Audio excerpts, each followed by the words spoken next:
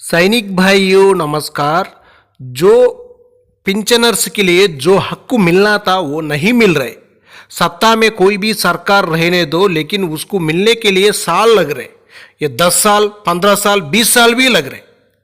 संसद में इसका ऊपर चर्चा हुआ, एक बार सुन लेना। सरकार का ध्यान अपने 1 करोड़ उन कर्मचारियों की ओर ध्यान आकर्षित करना चाहता हूं जो मैं समझता हूं पूरे देश की व्यवस्था को चला रहे हैं। सभापति जी, बहुत अफसोस की बात है, 2004 से एक नेशनल पेंशन स्कीम लागू हुई। उस नेशनल पेंशन स्कीम का परिणाम ये रहा कि जब कर्मचारी रिटायर होते थे तो सभापति जी 800, 1200, 1800 और 4000 की केवल पेंशन उनके परिवार की सुरक्षा के लिए थी। उसके बाद सभापति जी पिछले 20 सालों से लगातार कर्मचारी आंदोलनरत रहे, आज भी आंदोलनरत हैं। उसके बाद एक नई स्कीम यूनिफाइड पेंशन स्कीम के नाम से पेंशन स्कीम लाई गई, जो कि 1 अप्रैल से लागू होनी है। सभापति जी, बड़ा आश्चर्य की बात है, जिन कर्मचारियों के लिए पेंशन स्कीम लाई जा रही है वो कर्मचारी आंदोलनरत हैं। वो कर्मचारी नहीं चाहते इस तरह की पेंशन आए, क्योंकि इस पेंशन के माध्यम से कर्मचारियों के पूरे जीवन की कमाई और रिटायरमेंट के बाद उनके परिवारों का भविष्य आपके स्टॉक मार्केट में जा रहा है। स्टॉक मार्केट की स्थिति क्या है पूरा देश देख रहा है। सभापति जी, पूरे कर्मचारी चाहते हैं कि जो ओपीएस थी, पुरानी पेंशन स्कीम थी, वो पुरानी पेंशन स्कीम लागू हो। पुरानी पेंशन स्कीम ही एक ऐसा मात्र रास्ता है सभापति जी, जो कि कर्मचारियों के परिवारों की सुरक्षा की गारंटी है। और मैं समझता हूं कोई भी सरकार हो बिना कर्मचारियों के व्यापक समर्थन और सहयोग के नहीं चल सकती है। जनता के और सरकार के बीच का पुल है कर्मचारी। इसलिए हमारे राष्ट्रीय अध्यक्ष आदरणीय अखिलेश यादव जी ने अपने लगातार चुनावी घोषणा पत्र में कहा कि जब समाजवादियों को मौका मिलेगा, चाहे प्रांत में चाहे दिल्ली की सरकार में, हम पुरानी पेंशन स्कीम लागू करेंगे। इसलिए सभापति जी, मेरी आपसे मांग है, केंद्र सरकार से मांग है कि कर्मचारियों का शोषण। जो सत्ता में नहीं आने से पहले तो पूरा सरकार यही बताती, हम लोग आने से आप लोग के लिए पेंशन में बहुत ज़्यादा बढ़ोतरी कर देंगे, आपको वह एमएसपी भी देंगे, यूकल एमएसपी का पूरा बेनिफिट मिलेगा, उसका बाद सारा बेनिफिट आपको मिलेगा बोलकर। लेकिन सत्ता में आने के बाद कुछ भी नहीं मिलेगा। जो उनका बेनिफिट उन्होंने करने के लिए ही उनका सालों तक हो जाएगा। Supreme Court has repeatedly recorded its displeasure against the Ministry of Defence for litigation on disability pensions.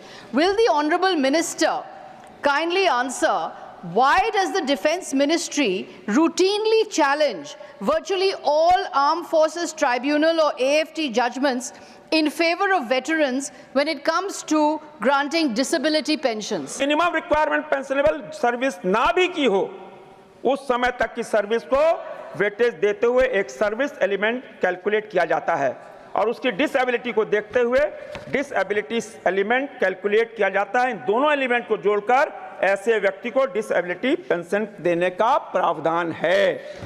एक दूसरी श्रेणी में भी जिसमें डिसेबिलिटी एलिमेंट दिया जाता है, यदि कोई आर्म फोर्सेस पर्सनल अपना नॉर्मल कार्यकाल पूरा करके सेवानिवृत्त हो जाता है, रिटायर हो जाता है, तो डिसेबिलिटी या इम्पेयरमेंट जो 20% उससे अधिक है, pension dispersal to the Sparsh portal. However, this portal suffers from repeated glitches, and elderly veterans are placed in a great deal of inconvenience. Is the ministry planning to make the Sparsh portal more user friendly for pensioners, and by when can we expect these improvements? System for pension administration Raksha एक transparent pension online section है। यहां भी प्रधानमंत्री नरेंद्र मोदी ने digital किया है, और मैं कहना चाहूंगा, ये वेटरन भाइयों और उनके परिवार को पोर्टल में पेंशन की अपनी एलिजिबिलिटी और उसका डिटेल्स को रियल टाइम में देख पाने में सहयोग करती है, जो कि पुराने मैनुअल सिस्टम में नहीं है। और अब जब वे पुराने सिस्टम में दर्ज किए अपने डाटा, जो OROP 1 हो 2 हो 3 हो, और 7th CPC, यूकल MS पे, उसका बाद ACP, जो WROP पे रिवीजन का बहुत नुकसान हुआ है JCO जवानों के लिए, लेकिन वो अभी तक क्लियर नहीं किया सरकार। एक हॉस्पिटलाइजेशन करना, मैं एक इनकम टैक्स पे ही हूँ, मेरी सैलरी में से मैंने 35% इनकम टैक्स दे दिया। उसके बाद मेरे परिवार को अगर सरकारी अस्पताल में जाके बुखार की गोली भी नहीं मिलती तो मुझे इंश्योरेंस लेना पड़ता है, उस इंश्योरेंस के ऊपर भी GST है। इनकम टैक्स देने के बाद सरकारी स्कूल में एजुकेशन नहीं मिलती, मुझे मेरे प्राइवेट स्कूल में बच्चों को पढ़ाना पड़ता है, वहाँ पर फीस ज़्यादा है। इससे बढ़िया क्या है कि मोदी साहब मिडिल क्लास का गला घोट दो, सबसे बढ़िया काम हो जाएगा। वो कह रहे हैं, मोदी जी कह रहे हैं हम मिडिल क्लास के लिए, गरीबों के लिए काम। नहीं, झूठ है, फरेब है, कुछ नहीं है। अगर मैं बोलूं कि विकास के नाम पे तो कोरे घपले ही हुए हैं। आम आदमी देखो क्या होता है, जो हाशी पे लोग खड़े हैं उन तक विकास नहीं पहुंचेगा तो वो बेईमानी है। अगर आप किसी भी एक मजदूर से पूछ लो, आज मजदूरी नहीं है, काम नहीं है, बेरोजगारी है, क्या करेंगे? ऐसा नहीं है मैं कांग्रेस का समर्थक हूँ, लेकिन विकास जो होता है वो जब तक आम आदमी तक नहीं पहुंचेगा तब तक विकास मायने नहीं रखता। क्या नाम हुआ? मेरा नाम सुनील कुमार बदवा। क्या करते हैं? मैं प्राइवेट। जो भाई साहब बताया हुआ सही है। क्यों बोलने से, जो कहीं भी जाओ, हम लोग कहीं भी जाने दो, कोई भी चीज़ खरीदने दो, कुछ भी करने दो, लेकिन टैक्स GST भरना ही पड़ेगा। क्यों बोलने से, हम लोग तो वो सैलरी ले रहा है, उसी के ऊपर हम सरकार के लिए टैक्स बन रहे हैं। टैक्स भरने के बाद जो अपना पैसा है पूरा, कोई टैक्स भरना का जरूरत ही नहीं है। लेकिन आप खरीदने के लिए जाएगा, उधर GST भरना पड़ेगा। एक GST नहीं, 2-3 GST तक भरना पड़ रहा है। इसी तरह होने से कैसा जिएगा जो मिडिल क्लास? लेकिन सरकार जो वादे किए थे वो भी नहीं निभाया। नरेंद्र मोदी दुनिया के सबसे झूठे प्रधानमंत्री हैं। सत्ता में आने से पहले उन्होंने देश की जनता से खूब बड़े बड़े वादे किए, लेकिन सरकार बनते ही सारे वादे भूल गए। जनता को महंगाई और बेरोजगारी के दलदल में धकेलकर अपने दोस्तों की तिजोरियां भरने का काम कर रहे हैं। आज हम नरेंद्र मोदी के 11 साल के कार्यकाल के 11 बड़े झूठ की सिलसिलेवार तरीके से कलई खोलेंगे। झूठ नंबर 1, नरेंद्र मोदी ने वादा किया था कि वो विदेशों से काला धन लाएंगे और लोगों के बैंक खातों में 15-15 लाख रुपए डालेंगे।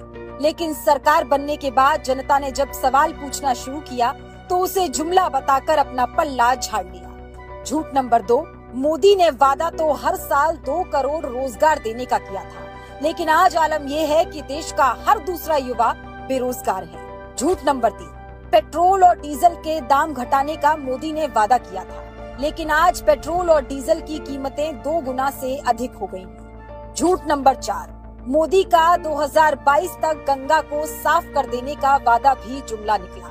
सच्चाई तो ये है कि आज गंगा का ओरिजिनेटिंग पॉइंट भी sewage treatment plant STP discharge से प्रदूषित है।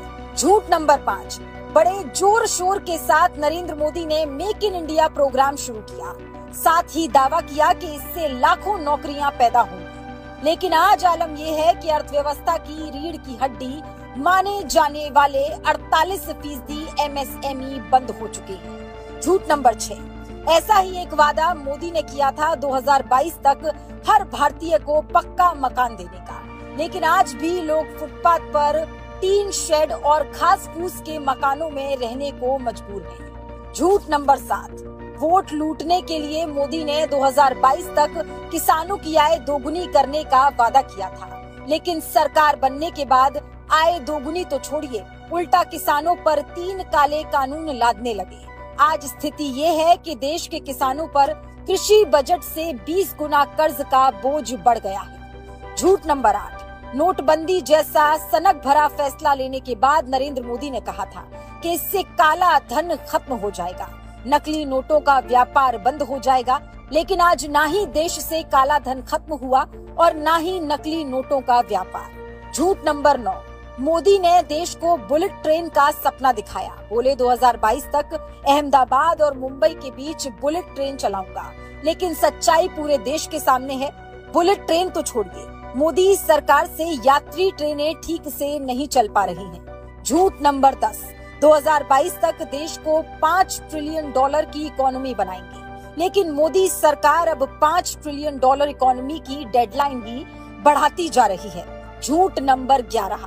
मोदी ने कहा था देश को भ्रष्टाचार से मुक्ति दिलाएंगे, लेकिन ना खाऊंगा ना खाने दूंगा की बात करने वाले मोदी के राज में भ्रष्टाचार का बोलबाला है। खुद उसकी पार्टी के नेता कहते हैं कि बिना पैसे दिए कोई काम नहीं हो रहा।